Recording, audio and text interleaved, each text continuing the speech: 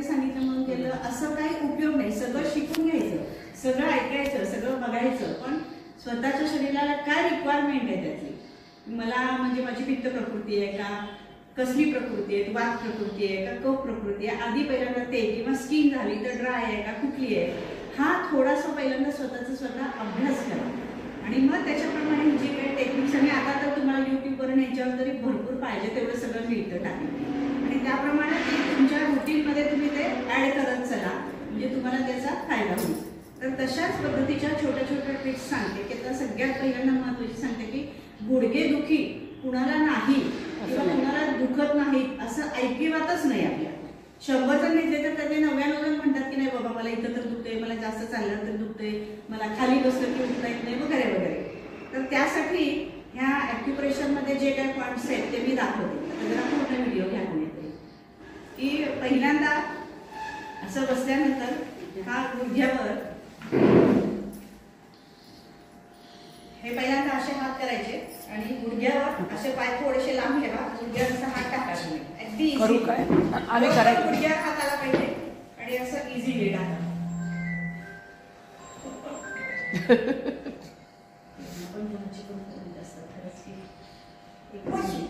पडशील पुढं, फोन घे पुढं. पहिल्यांदा दोन हात असे करायचे, गुडघ्यावर असं टाका अगदी इझिली, बरोबर हा तळवा तुमचा इथे येऊ दे. असं टाकल्यानंतर जशी जिथं बोटं पडतात तिथं पडू दे. पडली आहे तर हे जे मिडल फिंगर आहे ते फक्त थोडंसं असं साईडला घ्या.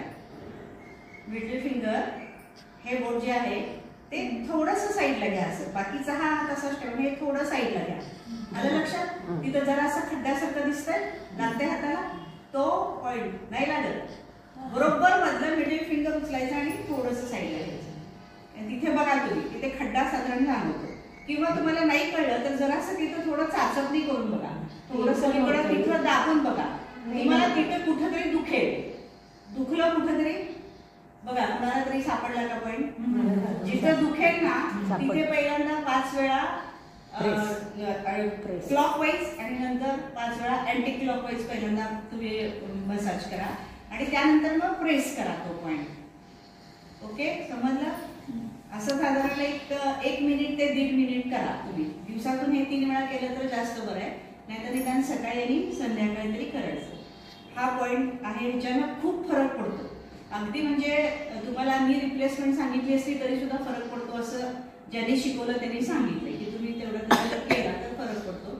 तसाच तोच पॉईंट आपल्या हातामध्ये मिडल फिंगर घ्या, त्याच्यामध्ये जे मधलं पेर आहे, मधल्या पेराला तुम्ही इथं मेथी दाणा घ्या आणि मेथी दाणा चिकटपट्टीला लावायचा आणि तो तुम्ही इथे लावून ठेवायचा. तुम्ही रात्री झोपताना लावलात आणि सकाळी काढला तरी चालतं, किंवा सकाळी तुम्ही दिवसभर लावू शकत असाल तर सकाळी तुमचं आवरल्यानंतर लावा, जेवायच्या वेळेला काढून टाका. तर तो इथे लावताना जर तुम्ही एकच लावणार असाल तर त्याचा पॉईंट कसा बघायचा, हा जो पॉईंट इथे तसाच सेम इथं येईल की हे मध्यभागाला ह्याच्यात जरासं इथे पण तुम्ही दाबून बघा, इथे दुखेल बरोबर ह्या पेराच्या साईडला, एकदम साईडला पण नाही, किंचित जिथे दुखतंय ना तो गुडघ्याचा पॉईंट आहे, तिथे बरोबर मेथी दाणा येईल असं लावायचं.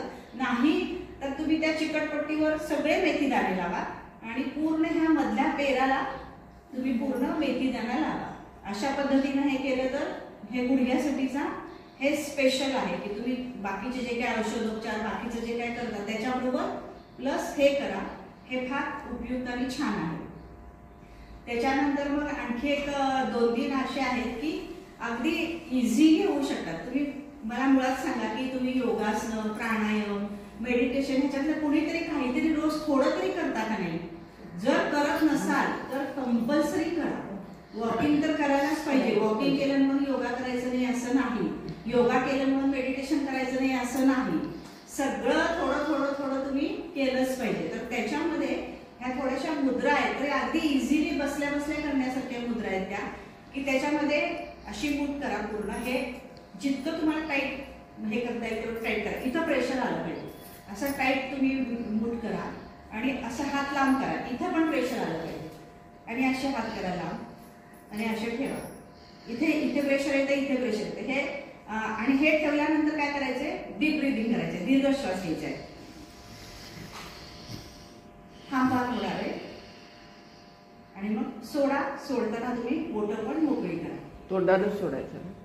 नाही, नाकाने नाकानेच सोडायचं. नाकाने घ्यायचं, नाकानेच सोडायचं. हा एक झाला. त्यानंतर परत घट्ट मूठ करायचे. नंतर सेकंड टाइम तुम्ही आतमध्ये करायचं. सायटिकासाठी हा चांगला आहे. याच्यामध्ये इथे कमरेला, इथे आणि इथे 3 ठिकाणी प्रेशर आलं का बघा. 3 ठिकाणी प्रेशर आलं पाहिजे. आणि गुडघ्यावर ठेवा. परत तसंच डीप ब्रिदिंग करायचं, सोडायचं. मी तुम्हाला आता एक एकच दाखवते. तुम्ही असे राऊंड 3 राऊंड तरी करा. त्यानंतर परत हा असाच अंकार यायचा आहे आणि आता असं करा. असं केल्यानंतर आता इकडे सगळीकडे येईल बघा. तुम्हाला ताण आला ना. आणि असं गुडघ्यावर रेस्ट करा. म्हणजे आधांतरी ठेवलं की दुखतो. त्यामुळे गुडघ्यावर असं रेस्ट करा. परत डीप ब्रीथ घ्या. थांबा, जेवढा वेळ थांबता येते तेवढं आणि सोडा. त्यानंतर परत हाच हात घ्यायचा. हा आता परत बाहेर काढायचा. आता बाहेर केल्यानंतर सगळी हा साईडला गेलो. हाताला असा कुठला व्यायाम नाहीये की हे सगळं कव्हर होईल. त्यासाठी हे करा. आणि त्याचबरोबर आपला जो पाठीचा कणा आहे, मणका पुरा, त्या सगळ्यामध्ये तुम्हाला जे काही प्रॉब्लेम्स असतील त्या सगळ्याला हे जे आता मी 4 दाखवते 5 त्याच्याने खूप हेल्प होते. आता हे बाहेरच्या साईडला करा. अशा पद्धतीने हा छोटासा पण खूप उपयुक्त व्यायाम आहे की तुम्हाला खास पाठीच्या मणक्यासाठी. मग त्याच्यामध्ये कुठे दुखावा आहे, कुठे काय आहे, तसं काही असेल तर ते पण सगळं तुमचं पूर्ण कमी व्हायला खूप मदत होते. आणि शिवाय योगा करताना योगामध्ये सुद्धा तुम्ही म्हणजे अगदी सोपे पण करू नका. अगदी मला होत नाही, माझं वय आहे असं अजिबात समजू नका. 90 वर्षाच्या म्हाताऱ्या बायका सुद्धा जिम्नॅस्टिक्स खेळतात. त्यामुळे आपल्याला योगा करायला काहीच अडचण नाही. त्यामुळे आपल्या शरीराला थोडा तरी तो स्ट्रेस आणि ताण आलाच पाहिजे. नुसतं तुम्ही असा हात केला, हा व्यायाम नाही. तुम्हाला इथं स्ट्रेन आला पाहिजे, इथं स्ट्रेन आला पाहिजे, सगळीकडे स्ट्रेन आला पाहिजे. आणि ते झाल्यानंतर कंपल्सरी शवासन पण केलंच पाहिजे. शवासन म्हणजे थोडक्यात एक प्रकारचं मेडिटेशन किंवा ते योग निद्राच असते 10 मिनिटाची विश्रांती. तर तेवढा वेळ स्वतःसाठी काढून हे सगळं कंपल्सरी करायचंच. त्याच्यानंतर मुद्रामध्ये सुद्धा आहे की कमरेसाठीची खास आहे. तर कमरेसाठी काय करायचंय, तुम्ही पहिल्यांदा ही दोन बोटं जुळवा, करंगडीने अंगठा, आणि त्याच्यानंतर आपली जी रिंग फिंगर आहे ती रिकामी सोडा. आणि ही दोन्ही बोटं परत इथे बरोबर अशी जॉईन झाली पाहिजे. आता मी हे करत नाही त्यामुळे मला व्यवस्थित येत नाहीये, पण हा बोट जेवढा ताट राहील तेवढा राहिला पाहिजे. आणि हे 4ही जोडायचं असतं. हे कटीसाठी, कमरेचा ज्यांना त्रास आहे, तुम्ही टीव्ही बघत बसलाय, गाडीत बसलाय, कुठे असं बसलाय, काय लेक्चर ऐकायला, तर अशा वेळेला तुम्ही ह्या पोझिशन्स आरामात करू शकता. हे अशा पद्धतीचे हे जे काय आहे ते कमरेसाठी आहे. लक्षात आलं सगळ्यांना? फास्ट होते, गडबड होते शोभणार नाही ना? हे बोट लक्षात येते ना?